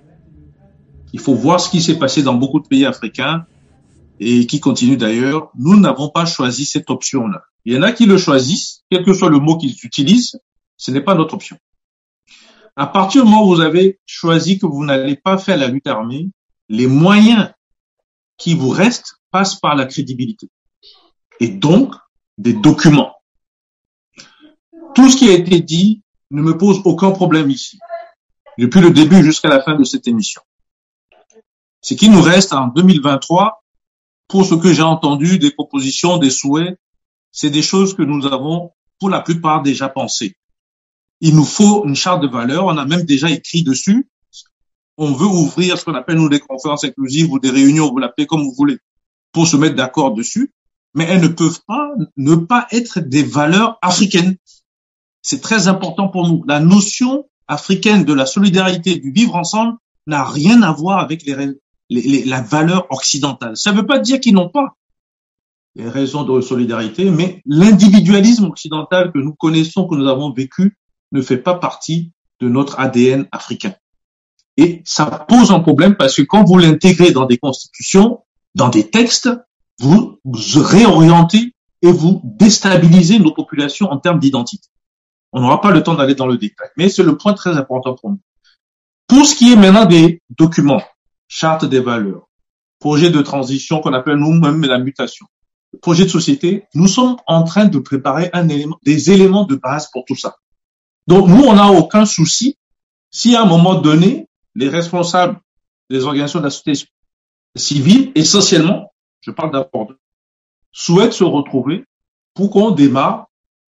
Nous apporterons ce que nous avons pu nous proposer. Nous ferons des réunions ou des conférences inclusives, d'abord digitalisées ou numérisées là-dessus, pour arriver à un consensus. Et si on a ce consensus assez rapidement, je pense que d'ici le mois de mars ou juin, nous pouvons proposer un document qui est peut-être signé par tous ceux qui, en tout cas, croient à ces valeurs et qui peuvent le mettre à disposition. Pour ce qui est du projet de transition, nous y travaillons aussi. C'est un peu plus complexe, compte tenu des des interférences, notamment de la CEDEAO dans ce qui s'est passé récemment, qui nous a amené à reprendre un peu de recul. Mais dans nos stratégies à nous, nous devons le mettre à disposition, au moins pour ce qui est de la première version, pour le mois de juin, en tout cas le milieu de l'année 2020. Pour ce qui est du projet de société où nous travaillons aussi, nous avons un projet de société commun, c'est encore plus complexe, parce que derrière, vous avez toute une vision qui peut être sectorisée. Et ce n'est pas l'approche commune dont les gens ont l'habitude. C'est-à-dire que vous faites un secteur santé, secteur industrie, etc. Nous avons une toute nouvelle approche qui consiste à organiser la souveraineté dans un pays. L'autosuffisance, si vous voulez, dans un pays. Et l'avenir va nous faire passer par cela. Vous voyez déjà les crises que nous avons, inflation, pouvoir d'achat, énergie, etc. Et si on ne pense pas cette nouvelle approche alternative, nous allons dans le mur parce que la dépendance que le système Gnassingbé a mis en place, certains vous ont parlé des chiffres déjà de l'endettement, etc., elles sont trop importantes. Et un dernier point qu'on n'a pas dit ici qui est très important. Faure Gnassingbé et son système ont des budgets très importants qui ne sont pas et qui n'apparaissent pas dans le budget officiel. C'est ce qui leur permet d'avoir une marge de manœuvre et d'arriver à faire du clientélisme, voire à acheter beaucoup de monde au niveau national, mais aussi au niveau sous-régional, continental et international. Il va falloir d'une manière ou d'une autre mettre l'accent dessus. Et il y a des organisations comme le Fonds monétaire international qui sont bien au courant, les bilatéraux, France entre autres, qui sont bien au courant et qui ne disent rien parce que ça profite à leur système. Ce sont des points très importants que si collectivement nous les mettons sur papier et nous les signons, je vous assure, ça fait bouger. Parce que les sociétés françaises, les populations françaises sont nos partenaires aussi. Eux aussi, ils subissent le pouvoir d'achat, ils subissent l'énergie. Et quand ils vont apprendre que leur gouvernement travaille avec des gens corrompus, avec potentialité d'être condamnés, notamment leurs sociétés privées, multinationales, ça peut faire bouger les lignes. Alors, je conclurai sur une seule chose là-dessus. Nous sommes très ouverts à quelque chose que vous entendez sur nous. Nous sommes des gens pratiques. Si vous trouvez quelqu'un dans notre groupe qui a dit quelque chose sur quelqu'un d'autre de négatif et de pas constructif, excusez-moi, vous vous trompez, c'est pas nous qui avons écrit ça. Vous verrez que toutes nos propositions sont dans un sens de la construction. Le problème, c'est qu'il y a des gens qui sont prêts, d'autres qui sont moins prêts, d'autres qui ont différentes stratégies. Nous ne pouvons forcer personne. D'ailleurs, nous ne cherchons même pas à convaincre quelqu'un. Nous cherchons seulement à positionner des éléments qui permettent la crédibilité d'abord de ce que nous disons dans les alternatives. Une fois cela établi, on peut maintenant aller chercher qui peut représenter cela, qui peut le porter. Voilà, c'est ça l'objectif recherché. Merci. En Et tout à cas, partir de là, je crois que nous sommes très ouverts. D'accord. En tout cas, merci beaucoup, docteur Yves Kouya-Maïso de CVU Togo Diaspora. Un tout dernier point. 30 secondes, puisque le temps court rapidement. Un tout dernier point, parce que, vous savez, l'unification des forces alternatives, elle passe quand même par un document écrit. Il faut que les gens en soient conscients. Parce que si vous faites un document, personne n'a le temps d'aller insulter monsieur X ou madame Z. Vous allez donc être obligé d'insulter le document. Et le document, c'est vous-même. Parce que dans le document, il ne peut être inscrit que ce que nous voulons pour le Togo. C'est ça qui change aussi la logique des réseaux sociaux. Parce que pour insulter quelqu'un, c'est que vous n'avez rien à dire. Mais si vous avez un document qui vous dit comment vous mettre un hôpital de campagne à Tabibo ou bien à Kara, je ne vois pas ce qu'il y a à insulter là-dessus. Il va falloir seulement qu'on discute comment vous avez les piqûres, comment vous avez les médicaments. Vous voyez, ça, tout à fait. Merci beaucoup. Merci. Voilà. Merci, docteur Yves Kouya-Maïso de CVU Togo Diaspora. Exceptionnellement, puisque Philippe Amédo dit, et entre-temps, on l'a perdu, donc exceptionnellement, s'il nous écoute actuellement, il peut réagir pour 2 minutes maximum, le temps de laisser la parole au professeur David Dotès depuis le maître de conclure ce débat. Philippe Amédo dit, vous nous suivez? Oui, désolé, j'ai été interrompu. Tout à fait. Oui, minutes rapidement. Allez-y. Je crois que les panélistes ont dit l'essentiel. J'ai la même conclusion que Yves Maïso qui vient d'intervenir. Il faudrait que nous puissions travailler beaucoup plus en bonne intelligence, que nous nous rapprochions, parce que il y a également au sein des forces de changement démocratique ce problème de manque de confiance. Donc, donnons-nous la main, rencontrons-nous. Peut-être pas physiquement, pas forcément, parce que nous sommes éparpillés sur aux quatre en tout cas, physiquement, ça vaut la peine également, hein, parce que comme la Congrès persiste là-dessus, insiste là-dessus, il faut qu'on se rencontre quand même. ça nécessite des moyens. Si nous pensons que l'investissement en vaut la peine, nous pourrions s'engager. Nous avons fait des déplacements. Mais je crois qu'il faudrait que cela soit structuré et rigoureux, comme Maître Mandé Adjaré l'a dit, et beaucoup ont insisté sur la rigueur dans le travail, la sincérité, la probité morale et l'humilité. D'accord. Voilà. À partir du moment Merci. où ces caractéristiques sont réunies, à mon avis, il y a moyen que 2023 soit quand même le début d'un nouveau départ pour le peuple togolais et les populations. Merci. Merci beaucoup, Philippe Abendodi, de la diaspora togolaise de Belgique. On va conclure 3 minutes chrono, professeur David Dessay depuis Lomé. Vous, on vous a indexé indirectement ou directement dans cette émission, puisque un Togolais de la diaspora dit justement que la société civile doit se démarquer des partis politiques. C'est ce que souhaitent d'ailleurs beaucoup de Togolais pour Rufin Ganda. C'est son vœu de 2023, c'est son vœu de 2023 pour vous. Professeur Dessay, on a parlé de Nyamassé Lawson a proposé un plan global de mobilisation et Raphaël Mandé Adjaré a parlé de charte de valeurs, une approche citoyenne, un projet de transition. Que direz-vous pour conclure ce débat, professeur David Dessay? Alors, merci Amos. Je vais dire que je suis totalement d'accord avec ceux qui pensent que la société civile doit exister pour elle-même et je pense que c'est ce que nous nous évertuons à faire depuis plusieurs années, depuis que nous avons mis sur pied cette plateforme qu'est le Front citoyen Togo Debout. Je vais poursuivre en disant que cette émission a permis, je crois, à plusieurs personnes de revenir sur un mot qui me paraît particulièrement important. Ce mot, il a été décliné de plusieurs façons. C'est le mot valeur. On a insisté sur la nécessité que toute action se fasse désormais autour de valeurs, parce que ce sont ces valeurs qui vont nous permettre de redonner une certaine crédibilité, une certaine respectabilité à nous qui sommes ces forces du changement, ces forces de l'alternance. Et ces valeurs doivent se décliner également à travers l'usage des réseaux sociaux. Et je remercie vraiment Monsieur Tenjo qui a beaucoup insisté sur cela. Lors d'une émission précédente, j'avais dit que nous avions déjà perdu la guerre des réseaux sociaux parce que au lieu d'avoir des écrits qui soient vraiment constructifs et qui permettent d'éclairer les populations et qui permettent vraiment de souder ces populations autour de certains leaders, autour de certaines visions, autour de certaines convictions, on a le sentiment que beaucoup sur les réseaux sociaux cherchent simplement à tirer vers le bas le débat politique au niveau des réseaux sociaux. Il va falloir vraiment qu'on réfléchisse également par rapport aux valeurs dont nous sommes en train de parler, mais au niveau des réseaux sociaux. J'ai quelques secondes pour revenir sur l'exemple que j'avais donné, qui pour moi est particulièrement édifiant. Vous avez un acteur ou une organisation de la société civile qui lance une action, qui espère un soutien des autres pour que cette action puisse s'amplifier, et vous avez quelqu'un qui décide tout simplement de demander à quelqu'un pourquoi est-ce que lui, il n'a pas fait partie de cette action, et cela devient un débat sur les réseaux sociaux. Pensez-vous vraiment que ce sont des attitudes qui vont nous aider à avancer, ou est-ce que ce ne sont pas plutôt des attitudes qui vont dans le sens de servir ce système que nous essayons de combattre? C'est juste un exemple. Je voudrais qu'on puisse méditer autour de cela. Donc, les valeurs. Et j'ai insisté sur la sincérité, j'ai insisté sur la solidarité. Et cette convergence que nous appelons de tous nos vœux, cette convergence, elle va se faire à plusieurs niveaux, mais encore autour de valeurs, et c'est ça qui va permettre la remobilisation. Parce que moi, si je suis citoyen togolais, si je vois le débat tel qu'il est aujourd'hui, tel qu'il se conduit dans la gadoue, dans la boue, je vous assure que je n'ai aucunement envie de me mobiliser pour participer à cette lutte. Il est donc important que nous puissions remettre en avant ces valeurs, même si nous n'avons pas la puissance financière de ce système, même si nous n'avons pas la force armée telle que déployée par ce système, nous pouvons au moins mettre en avant un certain nombre de valeurs autour desquelles nous allons nous reconstruire, parce que cette lutte, c'est nous qui allons la mener, ce ne sont pas les autres qui la feront à notre place.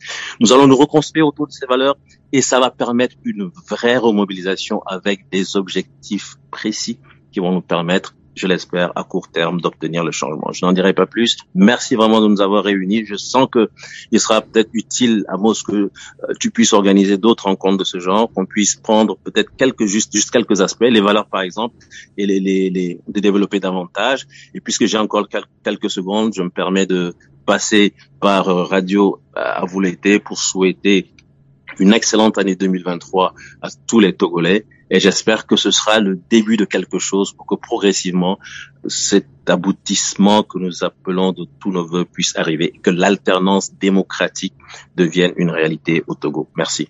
Merci beaucoup, professeur David Dossé. Et premier porte-parole du Front citoyen Togo Debout. En tout cas, toutes nos excuses au reste des intervenants qui veulent réagir. Mais vous savez, c'est le schéma de cette émission est très compliqué. Mais tout le monde a quand même a dit quelque chose. Et de très bonnes résolutions sont sorties d'ailleurs tout au long de cette émission spéciale bilan, en termes de bilan de 2022, bilan chaotique d'ailleurs, qui nous laisse encore beaucoup de travail à faire. On a encore de l'espoir, Donc on se dit bonne et heureuse année 2023. On marque une pause et on entame la deuxième partie en bilan avec nos invités qui nous attendent. Merci à vous tous qui avez participé à ce débat. À très bientôt.